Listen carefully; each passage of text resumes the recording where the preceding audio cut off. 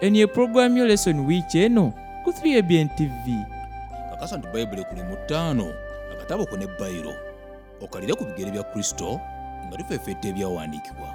Lino ly'ebbanguliro lya Kristo mwatutendekera okumwesiga olwo ntubeera abeesigwa gy'ali. Leesoni wiiki eno katuyigire ku bigere bya Kristo. Webale nnyo mukwano gwaffe webalire ddala ali ku 3ABN ku ddakiika eno. Twagala okugamba nti happy Sabbath ate n'okwaniriza mu program Leesoni wiiki eno nga tugenda mu maaso n'okutunuulira ekitabo kino, ekitabo eky'Abeebbulaniya, ekitabo ekiri mu kwogera ku Mukama waffe Yesu Kristo. Simanyi wawo otuuse ku bigambo bino by'owulidde. Kristo omusemberedde oba oli mu kuwulira theories ku musajja yali eyo Yesu Kristo yali Katonda n'afuuka omuntu. Kikulu okukyebuulirirako mu lulimi lwaffe luli abange balutegeera. Musumba wange nsanyusa okulabako. Amina sebo. Era bannange mu studio leero tutambudde babiri. Kituufu. Musumba wange okuva e Najjanankumbi ku kitebe sebo tukwaniriza mu Leesoni wiiki eno nate. Amina. Bannajjanankumbi tubatumiddeko bakadde baffe, mikwano gyaffe, mwami Mukwaya mumanyi, mwami Bugembe, kituufu aboteka okubamanyi, mwami Yiga ne mwami Musoke oliwo ku Home Vision Group. Kituufu. Mutumiddeko Abennajjanankumbi n'abalala bangi wayo ne all time friend bamita Namale Patricia. Babeeranga eyo mu Nfuufu zone. Mbatumiddeko ab'oluuyi olwo bonna Musumba gwe bategeera bulungi nnyo. Musumba buuza ku balabi baffe. Abalabi baffe abatulaba n'abawuliriza tubaanirizaako mu linnya lya Mukama waffe Yesu. Twebaza Katonda atuusiza ku Ssabbiiti, atuyisiza mu nnaku omukaaga. Zibaddemu ebisoomooza bingi wano nawali, naye Mukama tumwebaza kubanga bituyisizaamu. Era tusaba atuwa omukisa ne leero nga tugenda okugaba n'ekigambo kye. Kituufu ddala. Twongera okwebaza n'okwaniriza ku Leesoni namba 10. Twakoma twali ku namba 9. Namba 10 eno twolekedde kye bayita ekyokulya ku watukuvu wa Mukama. Ekyo bwe kiri. Of course Baibulaniya tulinga abali twetolera mu kifo kitukuvu, naye especially wano we tugenda okutambuliramu tuyingiddeko mu ndeeri awasinga obutukuvu. Ekyo kituufu. Olulimi olwo lulidde Musumba. In fact katusooke tusabe tulyoke tubeere nga tutandika bulungi nnyo. Katonda omwagala omuyinza wa byonna, nneegalira n'omutima gwange gwonna nti otuyambe obeere wakati mu ffe. Muganda ffe ne mwannyinaffe ne maama ne taata n'abato abatudde mu ddiiro bali ku TV bali ku YouTube, nsaba ekisa kyo kyeyongere gye bali nga bawuliriza. Era omwoyo omutukuvu ebigambo bino tuleme kubiwulira naye abiwandiike ku mitima gyaffe, bireete okudda obujja mu bulamu bwaffe, bwe tusaba mu linnya lya Yesu Mukama waffe. Amen. Musumba wange. Sebo. Waliwo kye bayita distinct doctrines. Kwegamba bage mazima ng'Omwadiventi enjigiriza nga si za bonna nga yalinga yalinako obwannannyini copyright. Kale kwegamba ngeri gyalaba ekintu ekyo ate abala si bwe bakiraba especially nadde ndabako ku doctrine ezimu ya Ssabbiiti. Sajjifusonisidde Bayibuli yokaate yonna bw'olaba Ssabbiiti engeri gye baginnyonnyola ate si bwe nnyonnyola abasinza ku Sande. Kintu ng'okudda kwa Yesu. Ekyo bwe kiri. Abalala baga nti Yesu agenda kujja mu kasirise mu nkukutu nga muzimu agende ng'akwakkulawo abantu. Abamu nti yajja dda. Eyo doctrine eyo fe ate tulagira ddala nti agenda kujja mu kitiibwa kye. Bwe kiri. Buli omu agenda mulaba. Bigenda ba bya lwatu. Nga bwe mulabye ng'agenda mu ggulu. Era bw'atyo bw'agenda okudda. Aye nekyandowooza si ndowooza Omwadiventi kyayigiriza kufa kyanjawulo. Ekituufu. Abalanga bagamba nti bw'ofa ogenda mu ggulu straight. Abamu ofuuka muzimu, abalala simanyi okomawo n'oyogera n'abalamu, obaloosa n'ebirala ne bakuzimbira n'ennyumba. Tukkiriza nti abafu bafiira ddala. Kwegamba Kristo aga nti ekiseera kijja bonna abali mu ntaana ne baliwulira eddoboozi lye ne bavaamu. Kati baba bagenda dda mu ggulu nga n'ababi bali mu ggeyeena babookya, ate mu ntaana ani alibaavaayo? Kwegamba Yesu ne bano waliwo omukyamu ng'omukyamu yoli avudde ku Yesu kyekituufu. Naye waliwo ate ne doctrine endala gye tukkiriza nti Omwadiventi agirinako obwannannyini, mwoyo w'obunnabbi. spirit of prophecy. Kituufu. Nti basajja bano ba Isaaya, ba Yeremiya, ba Musa kuva eri wansi tujja layini eyo tugiraba paka ku Yokaana owakubikkulibwa. Nti ate ne mu biseera by'enkomerero wandibadde waaliko omwoyo w'obunnabbi. Ndifuka omwoyo gwange ku bonna abalina omubiri. Abalenzi n'abawala baliragula ne baloota ebirooto. Kyaloonere ni White. Tukkiriza nti Mukama omwoyo w'obunnabbi guli gwe yagaba okuva ku Musa. Yes. Naye yagumuwa. Ate ng'okiraba abasajja abanoonyereza nabo bennyini bannassaayansi, bannabyabufuzi, bannabyanjigiriza ne bannabyanfuna bonna ne bannamawulire bavuga bawa obujulizi ku bintu byawandiika. Ekimanyi nti yalaba nti sigala mubi ku mulembe gwe nga baddokita bamunywa kyere. Nga tewannabawona research yenna ayogera ku bubi bwa sigala nga yakirengedde. Nga yakiraba. N'ayogera kulya ebibala, okunywa amazzi, omusana n'ebirala. Nga tebannabawona research yonna yakoleddwa. Nti n'emigaso gy'amazzi weegiri egy'amaanyi bwe gityo. Kati ennaku zino bannassaayansi tebalina nnyo na kyebongera ku kyeyavu. Mukama kye yamubikkulira. Ekyo kituufu. Kwegamba bagezaako kale kugaziyamu tuyinza nti bagaziyamuko naye ng'omukyala Mukama yamuwa omusingi gw'ebyobulamu. Ago mazima. Kansooke nsome ebigambo bino musumbange biri mu Ebbulaniya sula 9 sula 9 olunyiriri lwa 24. Aga nti kubanga Kristo teyayingira mu kifo ekitukuvu ekyakolebwa n'emikono ekyafaanana ng'ekyo eky'amazima naye mu ggulu mwennyini okulabika kaakano mu maaso ga Katonda si ku lulwe naye ku lwaffe. Ekisinga obukulu ekyo. Mawulire malungi ago tulina omukiise mu paalamenti y'eggulu atukiikirira ng'alabika mu maaso ga Katonda si ku lulwe naye ku lwaffe. Kizijukiza ebigambo bya Yesu, emitima gyammwe tegiraliikiriranga, mukkirize Katonda nange munzikirize. Ekyo bwe kiri. Mu nnyumba ya Kitange mulimu ebifo bingi eby'okubeeramu, singa tekiri bwe kityo nandibagambye. Naye ŋŋenda okubateekerateekera awo. Okay. Abayigiriza baali baweddemu amaanyi. Yesu k'okuba bwe yafa essuubi lyabaggwamu. Naye Yesu bwe yazuukira n'alinnya mu ggulu. Baavaawo nga tessuubi lyabwe lizza embuto.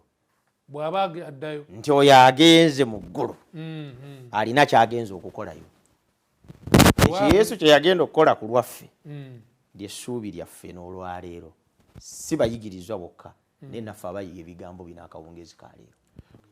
So Musumba okiraba nti awatukuvu wano kyakuyiga kirala ekyongera otugaziiza omusana ku bulokozi bwa Kristo. Ekyo bwe kiri. Luli twatunula netulaba nga Yesu saddaaka etuukiridde perfect sacrifice. Era we twali wano twagamba nti teyeetaaga kwongerako ate nga kituufu. Ati ye atoyongerako ki? Tugyongerako saddaaka ya Kristo. Awo no wavuddewo enjigiriza. Ndowooza naawe oba wali oziwuliddeko abamu nga bagamba atonement was ended on the cross. Okututangirira kwakoma ku musaalaba. There is no more need of Jesus' ministry. Obuweereza bwe bwonna bwakoma okwo. Tetukyalina buweereza bulala bwe twetaaga. So doctrine neno ffe tugirinamu enkizo. Ekyo bwe kiri. Ate nga sigamba nti ffe tugirinamu naye ge mazima. Kubanga abantu bangi baagala okuyigiriza n'okukkiriza nti Yesu Kristo bwe yamala okufa ku musaalaba e Gologoosa tetukyetaagayo obuweereza bwe bulala bwonna kati. Babanga abagamba nti omuntu bwe yatwalangayo saddaaka ensolo n'esalibwa ku lw'ebibi bye wali teweetaagisaawo ate ekifo kitukuvu. Nti byonna byakomanga ku saddaaka. So nga byonna tebyakomanga ku saddaaka.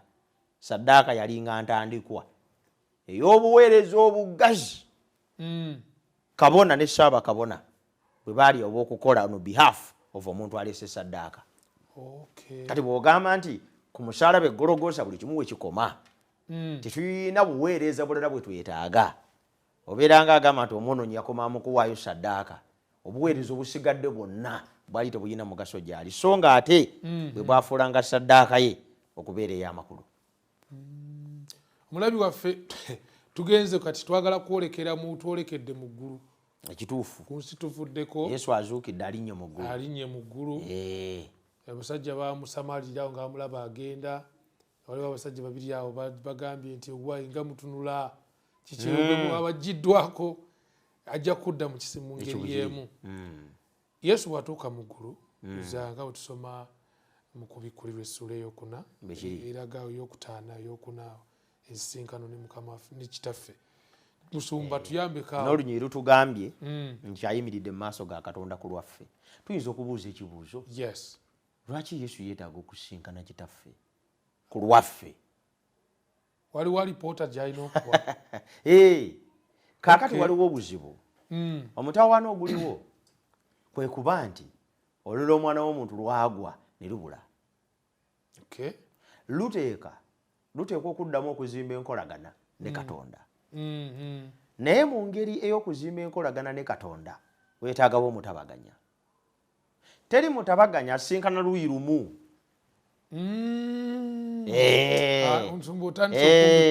teriyo mutabaganya asinkana luuyi lumu toyinza gamba nti ngenda kutabaganya omwami n'omukyala n'owuliriza mukyala yekka abaganda tulina n'olugero wano tosala gwaki gwakawala ng'ate n'akalizirako towuliriza kati bwe tugamba nti Yesu mutabaganya bulijjo twogera nnyo ku Yesu ng'asinkana ffe kaakati leero twagala twogere ku Yesu ng'asinkana kitaffe kubanga enjuyi zombi ziteekwa okutabaganyizibwa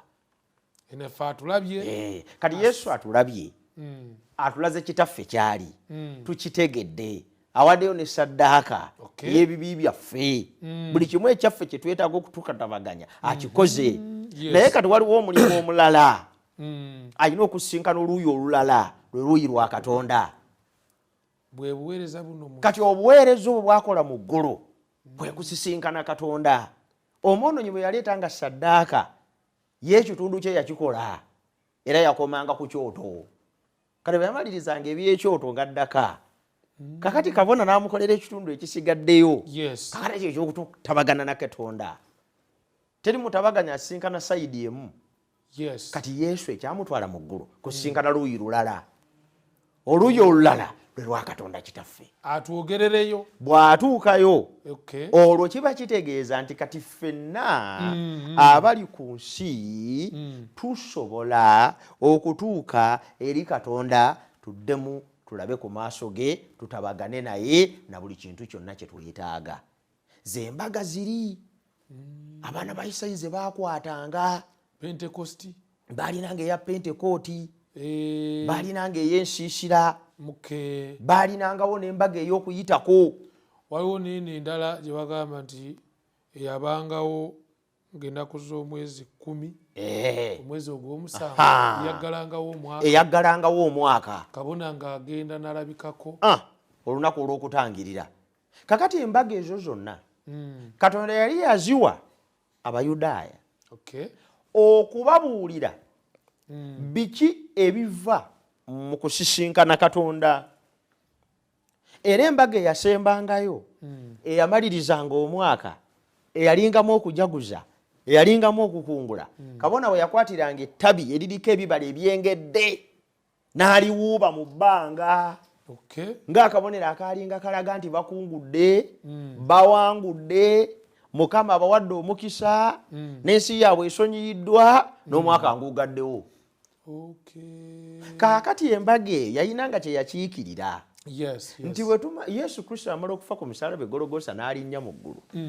ateekwa okusinkana kitaffe wabeewo akabonero ak'enkunala akalaga nti now there is peace between God and man era emirembe egyo wakati w'omuntu ne Katonda gigenda kulabwako olunaku lwe tuliraba ku maaso ge olunaku lwe tulituuka mu ggulu ne tusinkana kitaffe ne tulaba ku maaso ge ne tulitegeera nti emirembe giwedde omwaka ogw'okubonaabona n'okulumwa gukomye kati omwaka ogw'okujaguza gutandise olwekyo yensonga lwaki Yesu agenda mu maaso ga kitaffe basinkanye okuleeta oluganda butereevu sajja Pawulo aga nti tulina omuwolereza eri kitaffe omu ekituufu ye Kristo Yesu kantu ako omuntu Kristo tulina omuwolereza ekitaffe omuntu Kristo Yesu. Ekitegeeza nti Yesu bw'ayimirira mu maaso ga kitaffe nze mba nnyimiriddeyo.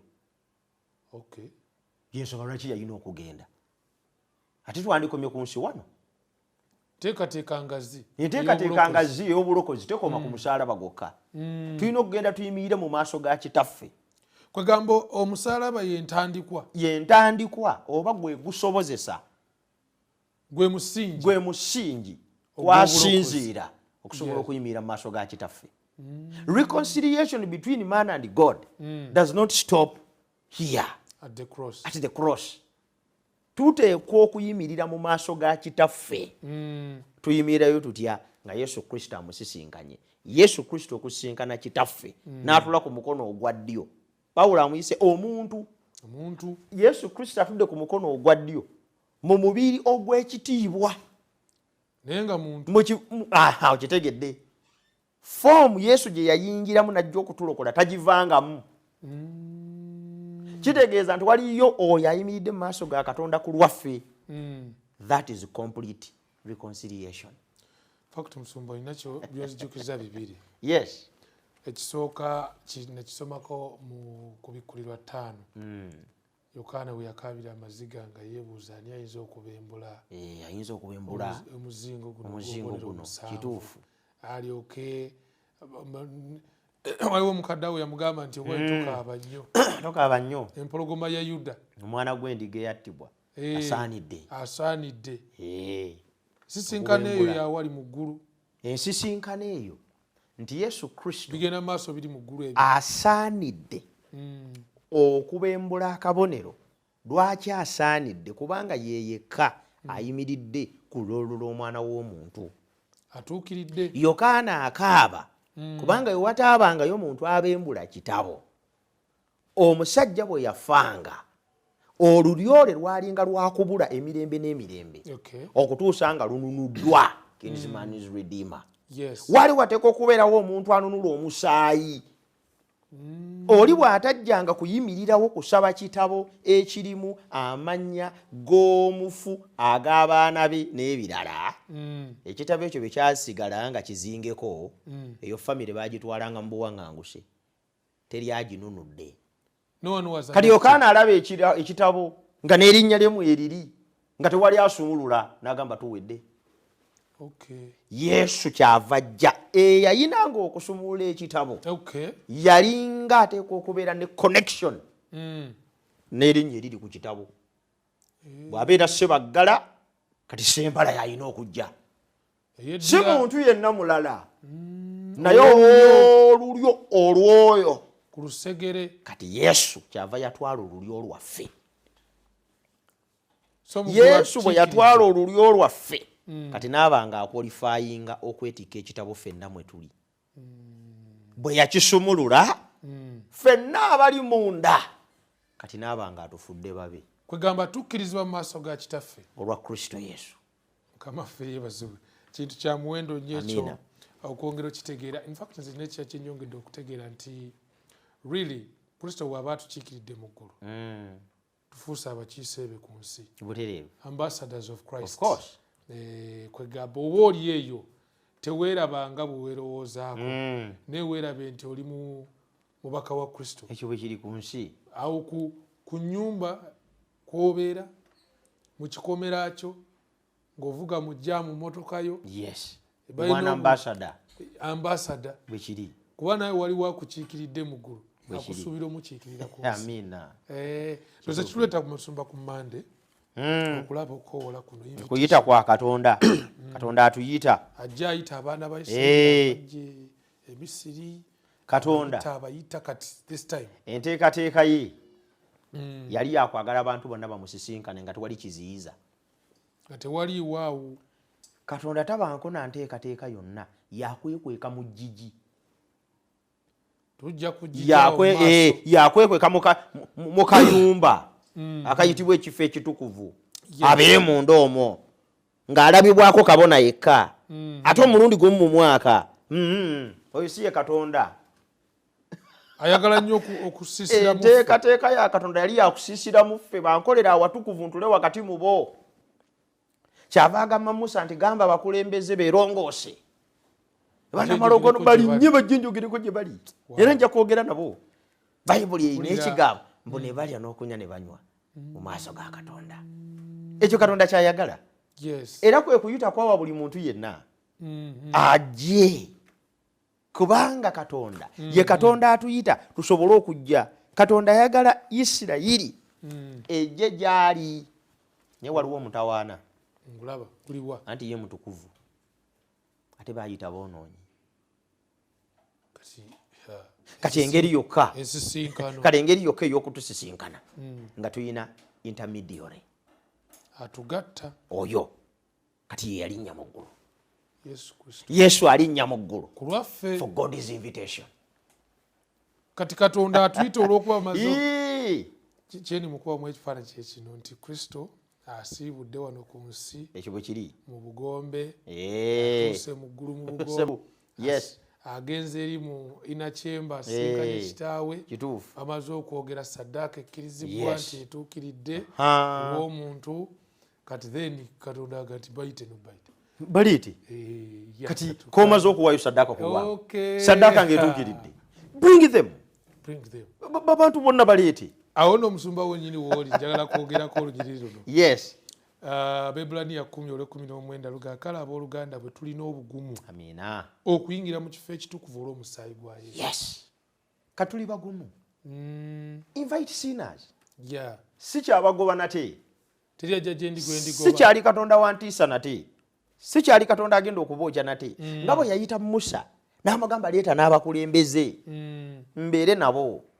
Bw'atyo bw'atuyita naffe leero tujje n'obuvumu mu Kristo Yesu. Abaebbulaniya 4:16 agamba atya? Aga nti kale tusembererenga kanve kule 14 kale bwe tulina kabona asinga obukulu obunene Kristo Yesu yayita mu ggulu Yesu omwana wa Katonda otyo tunywezenga okwatula kwaffe kubanga tetulina kabona asinga obukulu atayinza kulumirwa wamu naffe mu bunafu bwaffe naye yakemebwa mu byonna bumu ngaffe so nga teyalina kibi. N'olwekyo kale tusembererenga n'obuvumu eri entebe ey'ekisa tulyoke tuweebwe okusaasirwa era tufune ekisa olw'okubeerwa nga bwe tukwetaaga. Kati lwaki alaba ebigambo bino atya Katonda? Kubanga waliwo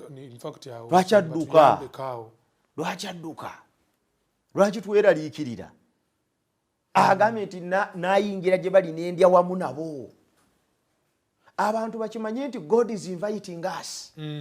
Kristo bwe yalinnya mu ggulu kaali kabonero akalaga nti ffenna Katonda atuyise. Ekkubo katusembere n'obuvumu y'entebe y'ekisa nga tewali kutya kwonna. Omwonoonyi takyalina kyonna kati kyatya kusemberera Katonda kubanga Yesu ali mu ggulu ku lulwe. Oba asooke kwetereeza omwonoonyi ono asooke yeekoleko ennongoosereza lipeya alyoke agenda okulabikawo. Kaakati omwonoonyi ono kye yandiise okwekolako lipeya Yesu yakimukolera. Bayibuli kyevaga nti alumirwamu naffe. Yakemebwa mu byonna. Lipeya yonna gye twetaaga okuyimirira mu maaso ga Katonda Yesu yagitukolera. So tugendere mu ye. Kati bw'ayimirira mu maaso ga Katonda ffenna mu ye tuba tumaze okutegekebwa okuyimirira mu maaso ge. Tetaaga wuzu. Tetaaga wuzu. Tetwetaaga kujjamu ngatto ziiza okuddugaza wali. Kubanga ennaku zino kyendabye waliwo okukkiri by the way waliwo n'abakristaayo kino musumba kiri serious mu bantu abamu nti bayigiriza nti bw'oba waakusaasirwa eri Katonda kikwetaagisa okuba nga olina by'osoose okukola eby'okwebonereza. Era nina mikono gyange nga bamu bakatoliki they are good friends bali tuli eyo Masaka naye akugamba nti nga omukulu kabona wa Katonda ajja kugamba nti genda obeeko bino wammanga by'okola then oluvannyuma okomewo nja kuba nangirira gy'oli nti osonyiibwa. Ekyo kituufu. Kati ng'olaba nti okusonyiibwa kuno okusiimibwa mu maaso ga Katonda okukoleredde omuntu amaze kwenyigiriza. Omwonoonyi yandisembedde na buvumu mu maaso ga Katonda. Tewetaaga kumala kusiiba njala. Tewetaaga kumala kunaaba. Okay. Tewetaka kumala kusavinga bibonerezo. Kati olyoka osiimibwe. God is inviting you. Nga bwagamba nti yafuluma mu makubo n'ayita buli muntu yenna nga bayise baganye. Kati buli muntu yenna alaba ebigambo bino akitegeera. Tolina kyoweetaaga kumala kukola olyoka osisinkane Katonda. Katonda ayagala kusinkana nga bw'oli kubanga kyonna kye walina okukola Yesu Kristo yakikola. Y'ensonga lwaki ali mu maaso ga Katonda ku lwaffe. Singa tamala era teyandiyimiriddeyo ku lwaffe. And why for us? Fact ndowooza tuwakubiriza bataata b'amaka bamaama kituufu buli lunaku abaana bo batwala eri Mukama butereevu kunkya baleeta. Yes, present them before God. Yeah. Kubanga Kristo atuguliddewo olugi atuyise. Naye nga musumba nga bw'oyogedde Katonda yasooka n'abanga yeekwese era nga oli gwayogera naye yekka. Bwe tukoma twagala kulaba lwaki wali weetaagisa okubaawo eggigi eri. Butereevu. Katonda lwaki aliteekawo. Kasooke tuwumulemu ate tubeere nga tukomawo tuzuule ebisingawo. Lesson Wiiki eno. Pros Hebraios kigambo kya Lyonaani ngamba Olugereki ekitegeeza eri Abebulayi oba Abebulaniya. Kwota eno tugenda kuba tutunuulira ekitabo kino eky'Abebulaniya eri ffe ab'ennaku zino ez'enkomerero. Weebuuza ebibuuzo ng'ani yawandiika ekitabo ky'Abebulaniya? Oyagala kumanya ani obubaka obukulu mu kitabo kino eky'Abebulaniya? Yesu Kristo Mukama waffe, oyo omuyinza w'ebintu byonna, kabaka w'abakabaka, omufuzi w'ebintu byonna, omwana wa Katonda ate omwana w'omuntu. Amaka ago gaziringitanye? Weebuuza ekyokola, tomanyi kyakuzzaako nga twolekera ebiseera bino eby'enkomerero. Tukwanjulira Yesu Kristo mu kitabo eky'Abebulaniya wano mu Leesoni wiiki eno buli Friday akawungeezi ssaawa 2 paka ssaawa 3 wano ku 3ABN. Yiga Bayibuli yo otebenkere mu Kristo. Omulungi mukwana ali ku 3ABN, tweyanze kubanga okyatambula naffe. Tuli mu Leesoni wiiki eno namba 10. Kristo ayitawo aleeta ekkubo okuyita mu Ggigi eryali teriyitwamu kati kituufu aligula. In fact Yesu wafa ku musalaba. Emu ku bigambo by'ensoma bigamba nti eggigi ne lirikamu wabiri. Kisinga obutukuvu kati abantu bakirengera. Ne batafa. Naye twagala kutandikira egyo ebisookerwa. Lwaki lyali lyetaagisa ndoza gye twagala okugenda. Bwe bakkiriza okutambula ne Katonda ng'amaze obbajja mu Misiri n'agaba bakole awatukuvu ntule wakati mu bo. Nsumba ng'okyagenda mu maaso nga Katonda bakweyongerayo. Twagala okwebaza mikono gyaffe abali ku YouTube. Mwebale ddala. Mwebale nakkomentinga waliwo ababuuza ebibuuzo. Thank you so much. Ate namwe abali ku Facebook mwebale nnyo okulikinga page yaffe Avento Production. Gwe oyagala okutunoonya ku YouTube owandiika mu buwandiisi kigambo Avento Productions nga watufunye dda. Leesoni zino n'enkadde zonna ng'aziraba. N'obubaka obw'enjawulo obw'abasumba, Musumba Afoono, Musumba Sebagala, enteekateeka ezo zonna weziri. In fact tulina ne program ku TV ejja mu maaso awo eya Gospelare musana guzze mu nsi. Butereevu. Musumba ffe tulinze okwota buliro ng'abantu oyongera okubasembeza eri Mukama. Musana guzze mu nsi. Kituufu. Naye lwaki wali weetaagisawo eggigi? Bwe bakkiriza okutambula ne Mukama ne Mukama nakkiriza okutuula wakati mu bo. Bwe baayonoona Mukama n'agamba sigenda kuddamu kutambula nammwe. Engeri yokka eyali okuddamu okutambula nabo nga yeekwese. How will God dwell among imperfect people? Kyewava wateekebwawo eggigi lya mirundi 3. Litotole erisooka lyera lirukola olukomera. Katonda n'abagamba nti bwe munaabanga mutuuza ebika byammwe bituule nga byetoolodde ekifo ekitukuvu. Okuva bwe muli okutuuka ku lukomera weema mwetuula munda kumpi kilomita ng'emu. Awo saagalawo muntu. Kilomita ng'emu. Awo saagalawo muntu. Va mu town paka Kyaba kuza. Saagalawo muntu. awo wajja kubaawo baleevi bokka kubanga bo tebayonoona bwe mweyonoosa nga musinza ennyana abo kabasemberesembereko. So veire esooka ekilomita yes eyawula oluvannyuma lwa outer court eyo olutimba olwo olusooka oyingira bw'oyingira munda ne weema yennyini nayo yeetooloozeddwa waliwo abasenza ne bwe wayinzanga okutambula n'oyingira munda era ebiri munda mu weema walinga toyinza birengera awo waalingawo ekisenge ekyokubiri era nga buli kisenge kirina be kyawula ekisenge ekisooka outer ekyo kyali kigoba buli muntu yenna obutayingira ng'ava yonna gy'ayagala. Bwe wayinzanga okuyingira mu mulyango ogumu gwokka ate n'osanga kateni ey'okubiri eyo nga munda oba toli kabona ebyo byo tobiraba. Kati ate munda mu kifo ekitukuvu tuyingidde munda kati ne mubaamu ey'okusatu bye bayita eggigi eryawula kati ate eyo oba toli saaba kabona naawe tobiraba. Kaakati Katonda naabanga yeekwesa omuntu ate nga ne saaba kabona alina mulaba mulundi gumu gwokka mu muki mu mwaka. Kati eggigi lyayamba Katonda okutuula wakati mu bantu abalina ebibi ne batafa. Ggigi ery'omusumba nga bw'olinyonyodde mu ndagaano yesebo lituleetereko musana ogwa Mukama kaakati eggigi eryo eryataasanga omwonoonyi obutatunula Katonda kufa. Yesu bw'alinnya mu ggulu afuuka eggigi eryo. Yesu ly'eggigi mu Kristo Yesu Bayibuli egamba limutuuma erinnya lye Emmanuel eritegeeza nti Katonda ali naffe. Nkulaba mu Katonda okufuuka omuntu kye tuyita incarnation. Yes. Katonda yatuula wakati mu ffe ne tutafa. Omubiri guno gwayambala mu Kristo Yesu mwokka God man Katonda mwasobolera okutuula mu bantu ne batafa. God shielded himself oba shielded sinners from himself through Christ.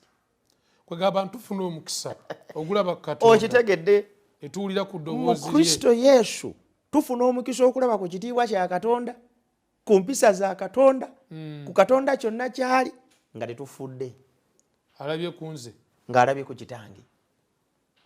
Kati eggigi lyetaagisa kati Yesu okulinnya mu ggulu ffe abali ku nsi tukimanye nti yatutaasa nnyo.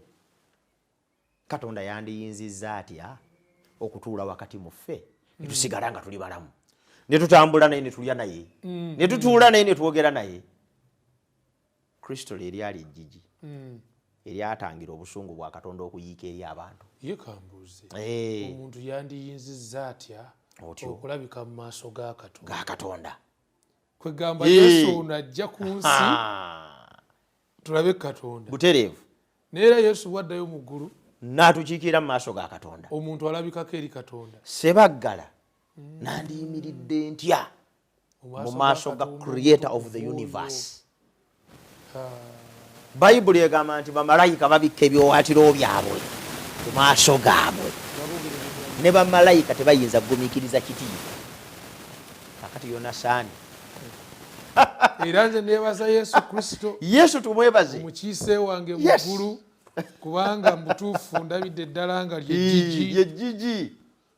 In fact kati wano ku Wednesday batwanjulira ekkubo erijja the new and living way through the veil.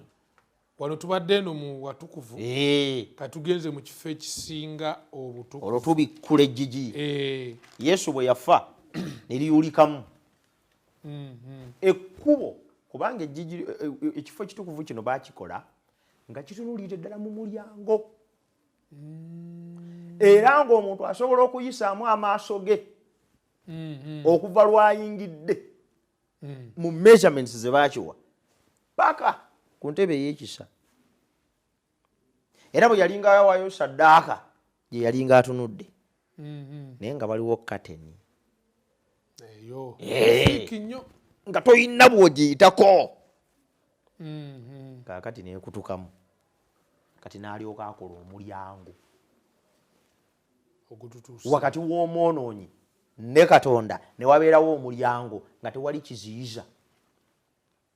Bino byonna Yesu yabikola. Ye butuufu obubaka buno buzze mu kiseera nze nsuubira mikwano gyange abakristaayo bangi abali beetaaga okulivayizinga theology gwe bakkiriza ku nsonga eno nti baagala nnyo discreditinga Kristo okulaga nti yeetaagako abalala. Nabadde nyumyamu ne mukwano gwange omu ali eyo n'aŋŋamba nti nze Yuda Tadeo munnange ye muyima wange. Yesu yeetaagako amuyambako mu maaso ga kitaffe mu maaso ga Katonda bwe yaŋŋambye kituufu. Nali nakamusomera olunyiriri nga lugamba nti abasinza ebifaananyi kananga sokoleke naffe abasinza ebifaananyi konze nti okisinza kyanze nina kyenfukaamirira kya Yuda Tadeo ye muyima wange. Abamu batwalayo lulimi nti bw'otayogera lulimi bwe ruti awulira mpola era luteekwa okusabiramu naye omulyango the new and the living way ogututuusa eri Katonda.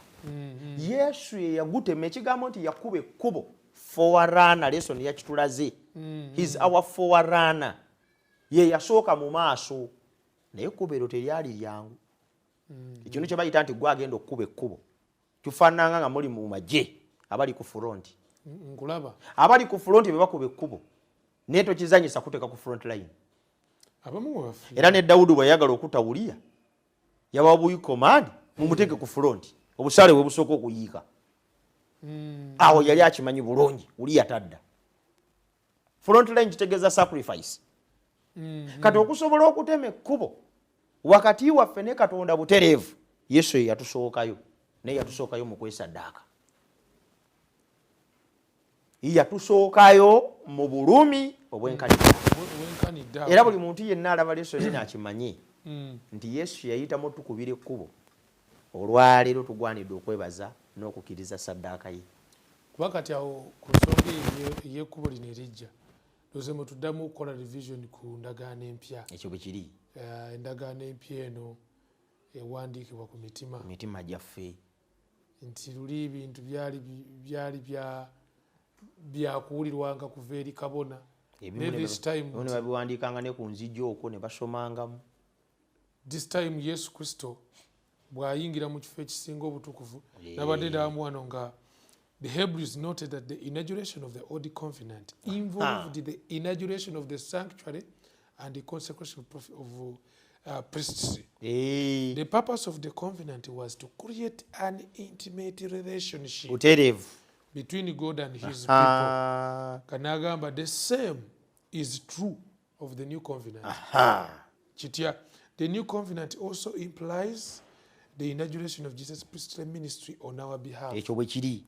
Kwegamba Kristo omulimu guno gwagenda okukola mu watukuvu atuguliddewo endagaano empya. Kwali kutandika ndagaano empya ey'obulokozi. Second chance. Endagaano empya ey'olulyo lw'omuntu. Endagaano empya ey'ekkubo erijja. Twali tubuze n'atema ekkubo. Endagaano eno empya mwe muli n'amateeka okugawandiika ku mitima gyaffe. Mwe muli n'okunyweza byonna ebisuubizo bya Katonda byalina eri olulyo lw'omuntu nga bituukirizibwa. Ninda bajjamu omutima ogw'ejjinja mbateekemu omutima ogw'ennyama. Mulyoke mutambulire mu makubo gange. Ekyo bwe kiri. Endagaano empya eno ebintu ndaawo bitandise n'okwagala. Kubanga okulangirira endagaano eri baatongozanga bakabona n'ekifo ekitukuvu. Kati okunyweza endagaano empya Yesu Kristo ye kabona. Era n'omusaayi gwe gulokolera gwe gununula. Lwekyo omuntu yenna gwe tuyiga naye mu kiseera kino akimanye nti kaakati tulina ekkubo eppya eryayita mu Ggigi. Sajja yayongeddeko nze kubona amazima n'obulamu. Yaga nti mu kkubo erijja ne Sitaani naye kati baamugobera ddala mu ggulu. Etayinza ddiyitamu. Takyaddayo. Nze kkubo, nze mazima, nze bulamu. Teryajja eri kitange wabula ng'ayise mu nze. Sitaani mwetegefu okuyita mu kkubo lino okuddayo mu ggulu. Ekiseera yakirina ekimala. Waliwo yaŋŋamba nti singa yeenenya. Ekiseera Setaani yakirina ekimala okusinzira naye musumba awantu awo wenyininyini ku nsonga eno Sitaani okubwa okukasukibwa okuva mu ggulu butereevu as part bimu ku bivudde mu kuba nti Yesu Kristo alese endagaano empya wetugambira wali kubikula 12 aga nti ogusota ogwedda olyomira sitaani ne gusuulibwa bamalayika baagwo ne bamalayika basuulibwa nagwo musanyukemu abali mu ggulu butereevu naye zibasanze zisanze ensi yes zisanze ensi sitaani ono abantu abamu nno gye bali eyo bambuuziza nnyo ekibuuzo ekyo nti naye sitaani tabanga watyanga yeenenyeza tulina biblical evidence eragira ddala nti sitaani it is impossible for him okuba nti tasobola kwenenya kakati newankubadde nga setaani yandyenenyeza Yesu Kristo bwe yali nga Katonda bwe yali ng'agenda okutulokola yafuuka ani? Yafuuka setaani bwe yafuuka muntu? Yafuuka muntu. Lwaki yafuuka muntu? Kubanga obulokozi bwe ku nsi kuno bwali totally exclusive of anything okujjako omuntu yekka. Yajja kunoonya muntu. Yesu teyafuuka kinyonyi. Okay. Yesu teyafuuka nte. Yesu teyafuuka musota. Yandibadde azaalibwanga ekyennyanja. Yesu ekimuzaazanga muntu nti obulokozi Katonda bwaleese buzze lwa Adamu na lulyo lwe lwokka. Setaani talina ngeri yonna gy'abeera part of God's plan of salvation. Nti emyaka 1000. Emyaka 1000 omusajja agenda beera mu kkomera. 1000 years. Naye bwe ginaggwako Bayibuli egamba nti n'agenda okulimba amawanga. Twali tulowooza omusajja mu kkomera aboneredde. Myaka 1000 naye era we yakoba luli omukisa gwa Setaani yagulina. Omusana Setaani gwalina ku Katonda. Olulyo lw'omwana w'omuntu terunnaba kufuna yadde kimu kyakakadde ku gwo. Let me repeat myself. Yes, sebo. Ensonga lwaki Setaani talina mukisa gwonna. Feke tumanyika akatono ku Katonda akatuleetera okwenenya. Jagerekesa bulungi? Yes. Setaani alina times a million kukumanya ku Katonda. Million. Bwe kibanga okumanya Setaani kwalina ku Katonda tekwamumala kwenenya, tayinza kuyita mu kasana akaffe kana akatono ak'omusaalaba okukyuka. Kyovolaba tasobola. N'emyaka akakaaga girabikanga akaseera. Gino emyaka akakaaga ku Setaani gifaanaga bona aweze 7 kanoba ng'ogenda mu 7 kakati kwegamba saddaaka ya Kristo kwega Kristo mu kufa kwe mu kuzuukira kwe atuuse mu ggulu. Ekkubo lino erijja mulimu okuba nti Setaani asuuliddwa ku ki? Asuuliddwa kubanga mu kkubo lino erijja lino Yesu Kristo lye yakuba. Kaakati Setaani yennyini yaggalwa. Yesu bwe yali akuba ekkubo ate era Setaani lyali liggalwa mirembe na mirembe litya, kubanga okubibwa kw'ekkubo erituusa omwonoonyi eri Katonda kwe kwali okuwangulira ddala kwa Setaani emirembe n'emirembe. Yes. Whether omusumba wennyini on the other way around cha intercession. Kubanga yaba nti Kristo ajali ku okwegayirira mu maaso ga Katonda ku lwaffe. Waliwo okubalansinga mu awo ndowooza kwe twetaaga. Abantu abamu bagamba nti Katonda kitaffe okwagala kwalina gye tuli tekuli azi kangende mpolampola as equivalent n'okwa Yesu kwalina gye tuli. Gamba ate Yesu yalabikanga atwagala nnyo kubanga intercession yoli mu kwegayirira ku lwono akkirizibwe. Musumba tuyambe kaawo. Kristo ali mugezaako kumatiza kakitaffe atusonyiwe oba kaakati Kristo kubanga kitundu ku ndagaano empya. Bwe bagamba nti to intercede kitegeeza nti yeegayirira ku lwa Katonda, eri Katonda ku lwaffe. Obuzibu tebuli ku Katonda kitaffe, obuzibu buli ku bwenkanya bwa Katonda.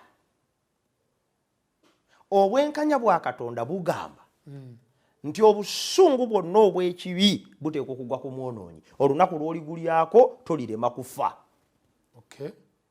Kati bwe kibanga olunaku lw'oligulyako tolirema kufa, waliwo obusungu obugenda okujja. Bayibuli bweyogerako eri tulirokoka mu busungu ku lulwe. Baluumi essula 8 okiwulira, bw'osoma olunyiriri olw'10 lugamba tulirokoka mu busungu ku lulwe. Intercession ya Yesu Kristo eri against God's wrath. Kuntangirira waliyo obusungu bwa Katonda obwolekera omuntu yenna ayonoonye. Kati obusungu obuli bulimuko okwolekera omuntu yenna ayonoonye, ayimirirawo okwegayirira obusungu obuleme kugwa ku nze, ye Kristo Yesu. Katonda atwagala nnyo era yatuyita tujje. Nyonyola okwagala okwo kwa Katonda. Era Bayibuli kyeva egamba nti Katonda bwe yagala ensi n'okuwaayo n'awaayo omwana we. Katonda yatwagala nnyo, naye newankubadde atwagala nnyo mwenkanya. Obwenkanya bwa Katonda buleeta obusungu eri omwonoonyi. Kati obusungu buno obujja eri omwonoonyi, buli obawo ekigambo kyonna obusungu, vengeance, wateekwa okubawo intercession. Tozikiriza, tobamalaawo, tobatta. Ekyo Musa kye yakolera Isirayiri. He interceded, twakisomako mu Leesoni ey'emabega. Musa n'agenda eri Katonda n'amugamba, ssebo tozikiriza baki, sooka kunze. Sooka kunze nga tonnatta bali. Intercession is against God's wrath, not against God himself. Kwegamba Yesu tali mu kugezaako kumatiza Katonda. Tamatiza kitaffe eti taata. Twagale. Bambi balabe. Olwedde ne kitaffe atwagala. Atwagala nnyo. Naye obwenkanya bulina okubaawo. Waliwo kyatasobola kugaana. Intercession nina eyinza okubeeramu nti Kristo mulimu gwali mukola mu ggulu. Nange nzaali eno atudde mu ddiiro lyange ndaba 3 BN. Mu intercession mulimu, mu mugabo mulimu kubanga amaka gange gatereera. Ekituufu. Provision yo mweri. Kubanga bwagenda mu obusungu bwa Katonda, obwandibadde buyiika eri omwonoonyi, bwe butamuyiikako, ndegerekese bulungi, omwonoonyi akitegeera nti lwaki bubadde bugenda kunjiikako. Kibi. Kabona bwe yali ng'ali mu kifo ekisinga obutukuvu ng'akola intercession, abantu abaabeeranga ebweru w'ekifo ekitukuvu baabeeranga mu kusaba na kwenenya nti obusungu badde bugenda tuyiikira, naye butusonyiyiddwa olw'oyo atuwolereza. Kaakati ffe tulina okwetereeza. So amaka gange gali kutereera lwa mulimu guno. Yesu olw'okuba akola omulimu guno, amaka gandifukiddwako obusungu bwa Katonda olw'obusamizi obugalimu. Kati Yesu aba ayimiridde mu maaso ga Katonda, obusungu ne butakuyiikako, olw'obusamize bufulumemu. Fact waliwo n'abatulaba ng'abadde yakoma okusinza ku sabbiiti. N'abivaamu. Ebbanga eriisa olwa COVID. Twamugamba nti COVID okuva lwe yatandika. N'akita ekyokusinza. Badde nabivaako. Naye kati obusungu tebumuyiiseeko. So nga bwandimuyiiseeko olw'obutasiiza Katonda. Mukama nabo bumutaasiddwa, he has been spared. For another year. Kati bw'obeera spared okola ki? Bw'owulira nti amu spared. Era of course olina kusitukira mu ngeri yateguddwa. Okitegedde. Olina kudduka misinde kutereeza. Sumba wange katuwuzike. Yes. N'ensonga eno ku tugenda kulaba ku maaso ga Mukama waffe. Nina. Ga kitaffe. Atwagala oyo. Ekyo bwe kiri. In fact mbadde wano njagala okusoma olunyiriri nga sinnagendayo. Yokaana 16:7. Olukulu nnyo. Lugamba nti kubanga kitange yennyini abaagala. Amina. Kwegamba tetulowooza nti enteekateeka y'okutwagala Yesu yekka yalimu. Ate koma wano. Bantu baagala oba kimanyi lwaki abantu baagala tukome wano. Yesu yalinnya mu ggulu okutegeeza nti tukoma wano. It doesn't end here. Kitaffe atwagala. Kitaffe ali eyo. Atwagala. He was reconciling the world through Christ. Unto himself. The issue is, Katonda ayagala kutuzza gyali. Mu nteekateeka eno yonna. Ayagala tulabe ku maaso ge. Awo nno we tutuuse baliraba amaaso ge. Mu Kristo Yesu. Naye nakati tugalaba ndowooza. Kaakati Kanjogere bwe ntyo. Pawulo kyava wandiika n'agamba nti tulabira mu ndabirwamu nzirugavu ebintu bino. Kituufu tugezaako okulaba amaaso ga kitaffe. Mu ngeri 3 ndowooza ze batuwadde. Ekituufu. Esooka lwakukkiriza. Faith. Ekituufu. Naye era kati bwe kiba nga lwakukkiriza ey'okubiri nti Yesu bw'aba alabye kitaffe akiyise gy'ali alaba. Nange mba ndaba. Era naffe tulaba. Waliwo oluyimba abaana lwe bayimbye wano lwakuba nze lunyuma mu ngeri yalwo lugamba oyo yantegeera ebyange gwe mbikwasa nawummula stress nembivaako wazit kwegamba Yesu yantegeerera. Yesu kyekitiibwa byonna bye nandyagadde omumanya Katonda mbirabira mu ye. Kitange bwe mbalina kye mugamba mu ye. Okay, so nizo okubanga ne Katonda mulaba mu Yesu. Ye. Ate si kumulabira mu Yesu kyokka. Naye Yesu bwe yalinnya mu ggulu. Naffe twatuuzibwa wamu naye mu bifo eby'ekitiibwa. Yesu bw'abanga ali mu ggulu. Okay. All of us are in the presence of God. We are seeing his eyes. He has made us priests and kings unto Naye God. yokka n'agamba tekinnalabisibwa kye tuliba. In fact, naluka tugatteko wano nga kukyalina kusaaga busaazi. Tukyatandika tuli. Eyo ntandiko ey'okulaba ku maaso ga Katonda. Okay. Gwe soma Yokaana awo ebbaluwa essula 3. Essula 3. Ebbaluwa esooka essula 3. Agati mulabe okwagala bwe kuli okunene. Yes. Kitaffe kwe yatuwa. Ffe okuyitibwanga abaana ba Katonda. Kituufu. Era bwe tuli. Kikaka. Kyeveeremu okutegeera kubanga teyamutegeera ye. Bwe kiri. Abaagalwa kaakano tuli baana ba Katonda. So tekinnalabisibwa kye tuliba. Kubanga tumanyi nti bw'alirabisibwa. Otyo? Tulifaanana nga ye kubanga tumulaba nga bw'ali. Ekyo kisukka. Bw'alirabisibwa tulifaanana nga ye. Olaba leero nkyamu. Olaba leero tuli wano tuli mubiri guno ogufa naye tugamba nti Yesu gy'ali. Wakati mujjamu w'ensi nga bwe tumutegeera. Yes. Naye nga waliyo omusajja waffe eyo mu ggulu. Naye olunaku lumu lwakukkiriza naye bwe ndiraba n'amaaso tulifaanana nga ye. Tugenda kulabira ddala nga bw'ali. Sajja omu yagamba nti eternity cannot measure what Jesus has in store for your life. Ekituufu. N'okubeerawo ebbanga lyonna tekimala. Ebbanga lyonna lye tulibeerawo ligenda kuba terimala okutunnyonnyola obugagga bwe twafuna mu Kristo Yesu. Kristo agenda kuleeta headquarters ze azigye omuguluzidde wano ku nsi. Bakabona ba Kabaka. Ng'amunoonya amusanga wano ku nsi. Ffe baani? Tuliraba amaaso. Tulimulaba nga bw'ali. Kati ffe tugamba abantu abalaba ebigambo bino. Bwe twogera ku Kristo bannaye tuve mu bintu by'eddiini wano. Nze nzikiriza bino, nze nzikiriza biri, nze jjajjange yankuliza mu bino, nze ate nze mmanyi bino, ate ono ye nnabbi asembayo, simanyi ate egini. Bwe tutandika okwogera ku Kristo, okwambala omubiri gw'obuntu okufa ku musaalaba, tetuyinza na kukinnyonnyola. Fact ndaba kwegamba we are so close. Kati ennaku zino mu ndagaano eno empya ey'okubanga Yesu yatufiirira atukiikirira mu maaso ga Kitaffe nga bwe tulabye nti tusemberedde nnyo Katonda n'okusinga bwe twandimusemberedde singa twali tetwayonoona. Tuli kumpi nnyo.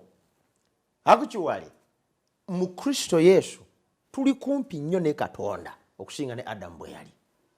nga tanayonoona. Ate Adamu yali ali kumpi ku mukono ogwa ddyo ogwa Katonda. Yatuukayoko. G'osomako ekyawandiikibwa nga Adamu yalaba ku ggulu. Tugenda kufugira wamu ne Kristo. Yali ku nsi kuno kwe baamutondera ng'ali anywa. Naffe tuli bakufugira wamu naye. Yesu level kwe yatujja ne kwagenda okututeeka teyenkanika. Sajja wa Leesoni yagezi n'agamba nti tetugenda kuzimba nsiisira wabula ensiisira ya Mukama yennyini gye yazimba. Yagenda ogireeta agiteeka wakati. Kaakati basebo ne bannyabo tuve mu bintu by'okusaaga banne. Abantu bakkirize Kristo, bakkirize obuweereza bwe bwakola kati. Invitation weri essaawa zino Yesu ayimiridde ku luggi lw'ennyumba yo. Yes. Akonkona. Bw'owulira eddoboozi n'oggulawo. Mukisa weeguli ogw'okubeera nga otandika essuula empya mu bulamu bwo. Bingi byonna biyinza oba nga bibadde bikulemeredde nga tomanyi kyakuzzaako. Naye Kristo akonkona ku luggi lw'ennyumba yo. Sumba nga abantu be batyo gye bali abeetaaga okusaba. Abantu be gye bali abeetaaga okusabira mu ngeri ey'enjawulo. Omuntu asobole okuba nga naye tasubwa mukisa gwa kubeera ne Yesu mirembe gyonna ng'ali wakati mu ffe. Amuyunge n'eggulu. Tulaba amaaso ge. Bulijjo abadde ayungibwa okuyita mu batukuvu ab'enjawulo naye tabyekakasa. Kunaaba biki bijja. Omanyi amazima bw'oba tonagategeera tofuna ddembe. Kituufu. Ye muntu omu amala okusaba Yuda Taddeo ate nkya n'omusanga ng'agenze mu ssabo alabe ng'anoonya. Ate tenkanya obulamu. Kuba tatuukanga ku reality. Omuntu ava alina okunaaba leero n'enkya. Olina okumala ebbanga lyonna nga weerongoosa. Saddaaka nga osinkane Katonda. Naye lwaki tetuyingira mu Kristo eyatema ekkubo butereevu direct. Kandi nze ekkubo n'amazima n'obulamu. Nze n'ekitange tuli omu. Ffenna tukwagala. Kituufu. Era bw'okkiriza tugenda kutuula mu ggwe. In fact, omulabire ddala mu mutima gwo. Bwe kiri. Mu maka go. Mu baana bo ne mu byonna. Sumba awo tuteerewo essaala eri omuntu oyo ayagala okukwasa Kristo obulamu bw'essaawa zino. Kitaffe omwagalwa oli wa kisa. Ebigambo bino bya buziba nnyo, tukwebaza okutuwaayo omukisa naffe okutegeerako ebitono. Tusaba obitubikkulire ffenna n'oyo alabye puroguramu eno. Tutegeere okukka wansi n'obugulumivu n'obugazi obuli mu buweereza bwo. Saakyo n'okwagala kakitubeere ffenna. Omuntu oyo awulidde ebigambo bino yandyegombye okukkiriza. Nga bwe tuyize ku God's invitation. Mukama naye omuyita. Nsaba omukkirize obulamu bwe Mukama nabwo bukusembeze. Tuwa omukisa ne mu buweereza obulala bwonna ku bwa Yesu Kristo Mukama waffe bwe tusabye. Amen. Tuyanza nnyo tuyanzege mukwano gaffe kuba nti obadde naffe okuva gye twatandikire. Twongera okujjukiza 3ABN Gospel Hour essaawa yonna etandika. Tusaba mukwano gwange ogyetabemu tegeezako ne muliraanwawo afune ku musana guno ogwajja mu nsi ogwa Mukama waffe Yesu Kristo.